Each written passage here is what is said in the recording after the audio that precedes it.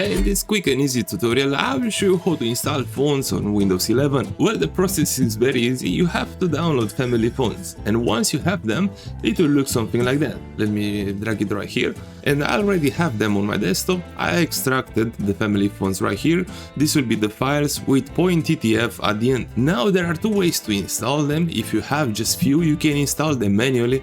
As an example, we can just double click on it, and now we can press on install, and that was it. The phone is being installed right now, and now is installed. But if you have multiple family phones which you want to install them at once, it will be very time consuming if you have a lot of them. So for this we have to open this PC. You can also find it in search, this PC, okay, the same folder.